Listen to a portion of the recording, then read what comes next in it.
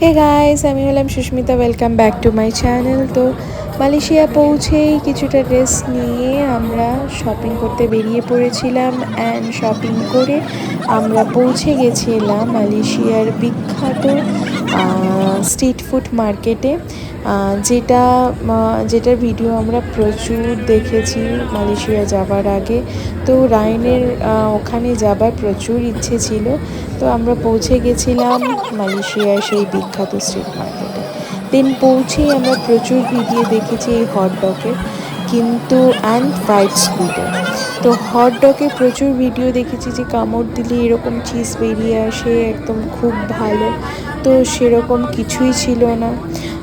আমি আমি বারবারই ট্রাই করছিলাম, আমার বারবারই মনে হচ্ছিলো যে এই তো চিজ বেরোবে, মনে হয় এই তো চিজ বেরোবে।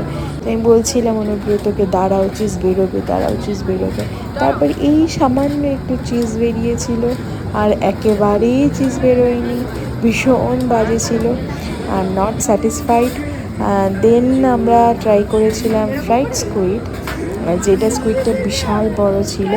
অ্যান্ড ও সেটাকে ডিপ ফ্রাই করে দিয়ে কাট করে দিয়েছিল। দেন ওখানে বিভিন্ন টাইপ অফ সস ছিল, তো সেই উপর দিয়ে একটু সস দিয়ে দিল। দেন আমরা স্কুইডটা ট্রাই করলাম। তো আমার খুব একটা ভালো লাগে না স্কুইড, তো আমি অতটা খাইনি।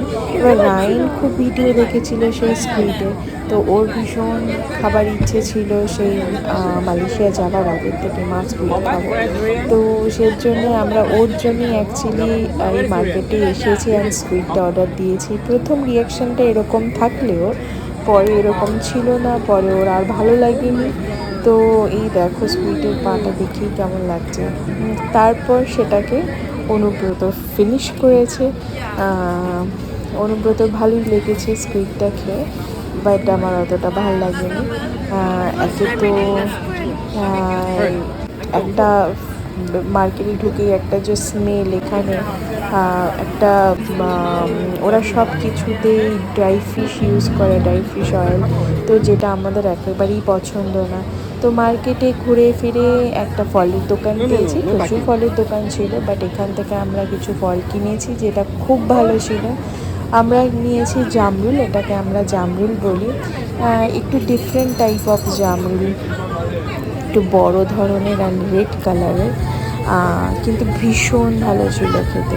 তারপর আমরা পৌঁছে গেছিলাম এই বারবিকিউয়ের দোকানে, যেটা এখানে বিভিন্ন টাইপ অফ বারবিকিউ ছিল, বাট আমার স্পেশালি ভাল লেগেছিলো এই চিকেন বারবিকিউ। আমরা অ্যাকচুয়ালি চিকেন বারবিকিউই খেয়েছি। অ্যান্ড দেন আমরা পৌঁছে গেছিলাম একটা এখানকার রেস্টুরেন্টে।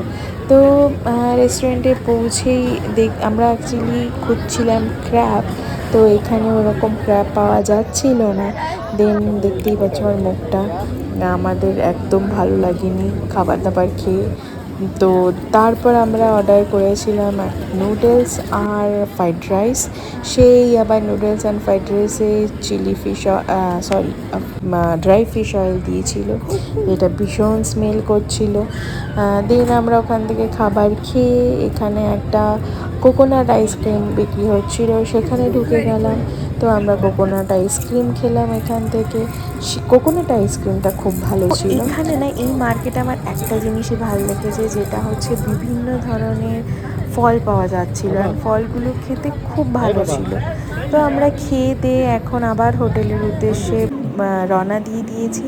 তো আমরা যেখানে ছিলাম সেখান থেকে স্ট্রিট ফুড মার্কেটটা হাঁটা পথ, তো হেঁটেই যাওয়া যায়।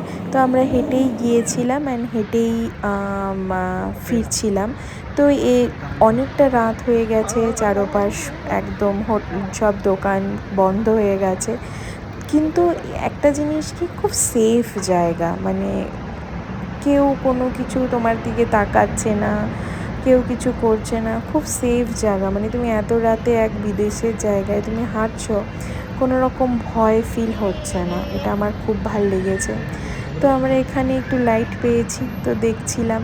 তো দেখো কথা বলতে বলতে পৌঁছে গেছি হোটেলে। এই ব্লগটা এখানেই এন্ড করছি, দেখা হচ্ছে পরের ব্লগে, বাই বাই।